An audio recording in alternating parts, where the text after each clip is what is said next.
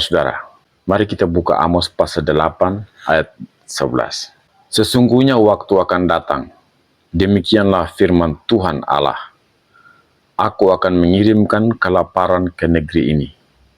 Bukan kelaparan akan makanan dan bukan kehausan akan air, melainkan akan mendengarkan firman Tuhan. Mereka akan mengembara dari laut ke laut dan menjelajah dari utara ke timur untuk mencari firman Tuhan, tetapi tidak mendapatkannya. Nabi Amos tinggal di Tekoa. Daerah ini berada di samping Laut Mati, di padang gurun Yudea.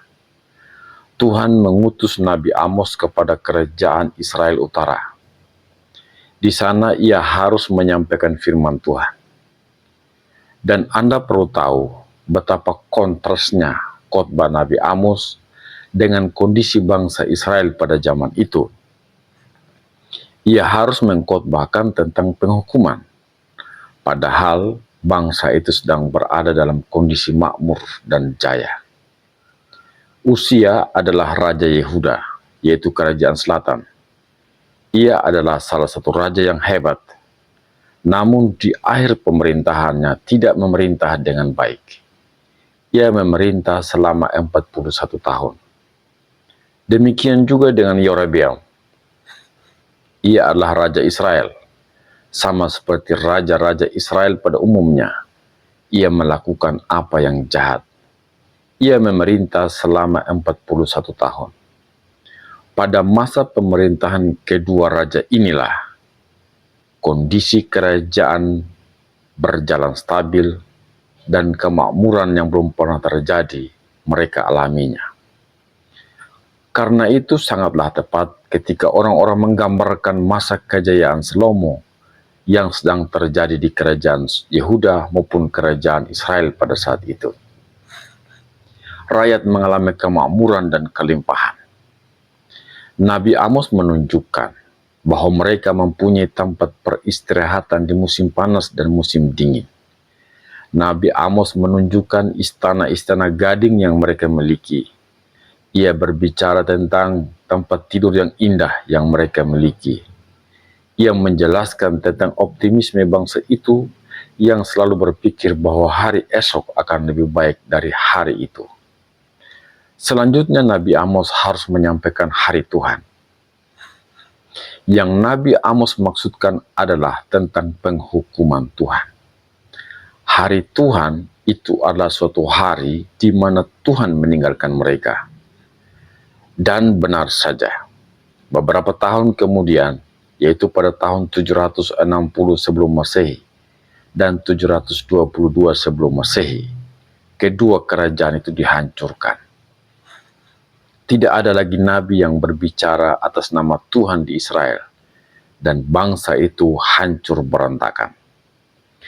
Ketika saya berpikir tentang optimisme yang luar biasa dari rakyat ini, padahal mereka sedang digiring kepada penghukuman Allah, saya jadi ingat beberapa pesan dari pengkhotbah yang berkata tidak akan ada lagi perang, tidak akan ada lagi penumpahan darah, damai sejahtera dan kemakmuran sedang datang secara universal.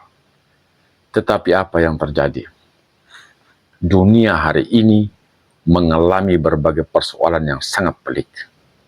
Peristiwa yang baru saja terjadi adalah Israel telah menghantam Iran dengan bomnya yang merusakkan pusat penelitian nuklir dari negara Iran ini. Ini salah satu contoh terkini betapa dunia yang kita tempati saat ini sedang tidak baik-baik saja. Saudara-saudara, kita kembali pada persoalan Nabi Amos. Ketika bangsa itu berada di puncak kemakmuran dan kejayaannya, Allah mengutus orang pengkhotbah dari padang gurun Yudea dan mengirimnya ke sana untuk menyampaikan firman Tuhan. Ketika ia berkhotbah, ia menyampaikan 4 penghukuman Allah. Yang pertama ditemukan dalam Amos pasal 5 ayat 27. Di sana Tuhan mengatakan, "Dan aku akan membawa kamu ke dalam pembuangan jauh ke seberang Damsik," firman Tuhan, yang namanya Allah semesta alam. Dan ia mengulangi berita penghukuman ini dalam Amos pasal 7 ayat 17. Di sana dikatakan, dan Israel pasti pergi dari tanahnya sebagai orang buangan. Penghukuman Allah yang pertama atas Israel adalah mereka akan ditaklukkan dan dibawa ke dalam perbudakan. Penghukuman Allah yang kedua atas Israel, seperti yang disampaikan Nabi Amos, kita temukan dalam Amos pasal 7 ayat 9. Di sana dikatakan, bukit-bukit pengorbanan daripada Ishak akan dilicin tindaskan, dan tempat-tempat kudus Israel akan diruntuhkan, dan aku akan bangkit melawan keluarga Yerobeam dengan pedang. Penghukuman Tuhan yang pertama atas mereka adalah bangsa Israel akan dibawa ke pembuangan, dan penghukuman kedua adalah kehancuran dan keruntuhan. Penghukuman ketiga dari Allah yang Maha Tinggi kita temukan dalam Amos pasal 8 ayat 3. Dikatakan, nyanyian-nyanyian di tempat suci akan menjadi ratapan pada hari itu. Demikianlah firman Tuhan Allah. Ada banyak bangkai, kemana-mana orang melemparkannya dengan diam-diam. Jadi penghukuman pertama adalah pembuangan dan perbudakan. Penghukuman kedua adalah kehancuran dan keruntuhan. Dan penghukuman ketiga adalah kematian yang terjadi di mana-mana. Hanya tinggal beberapa orang yang masih hidup, dan merekalah yang akan melemparkan bangkai-bangkai itu secara diam-diam. Keempat, dan ini adalah penghukuman yang terakhir.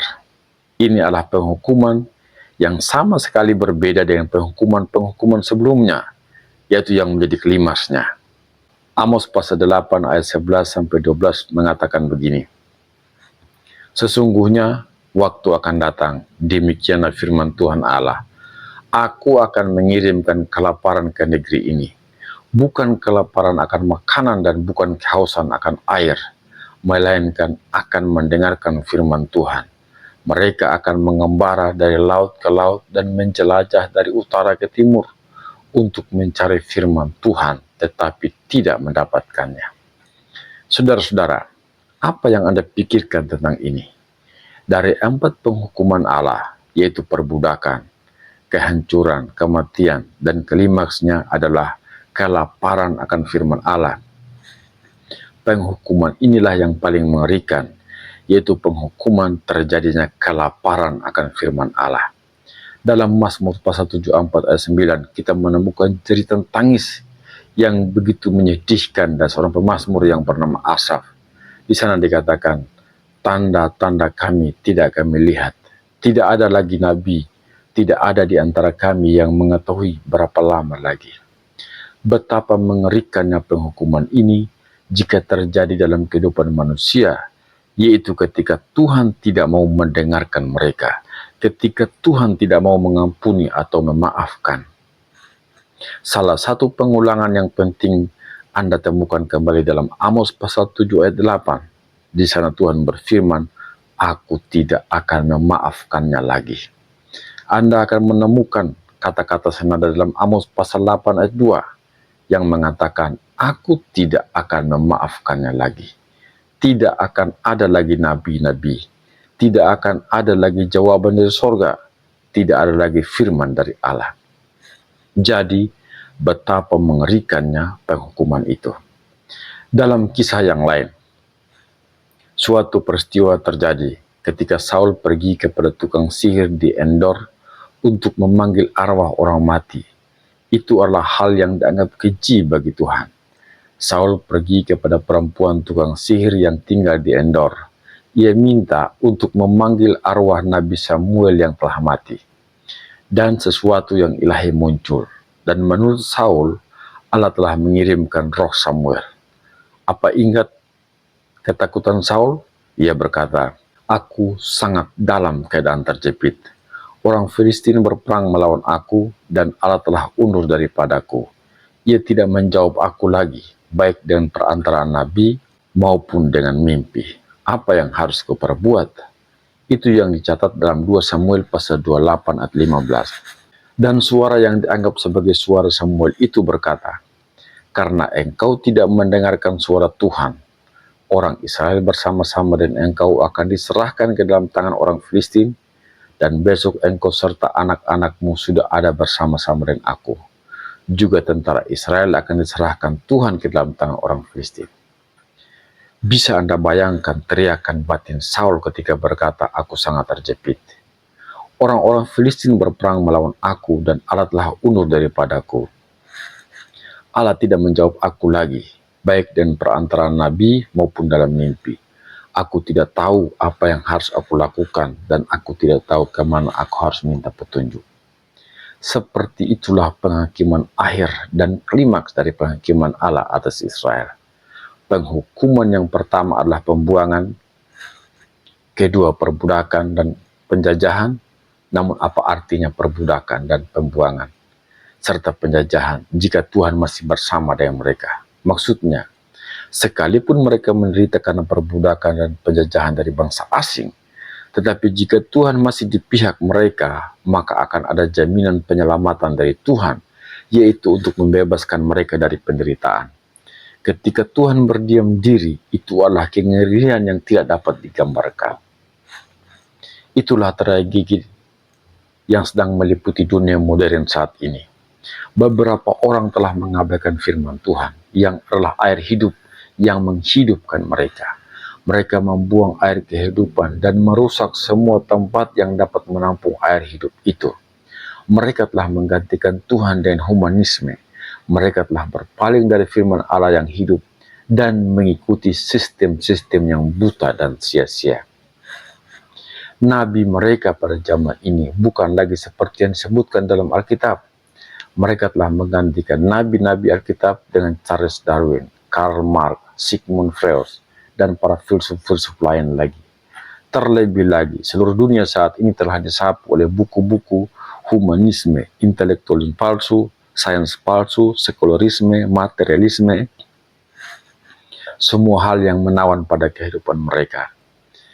Tuhan dibiarkan keluar dari kehidupan manusia. Orang-orang terus-menerus mengkritik orang lain dengan menggunakan Alkitab.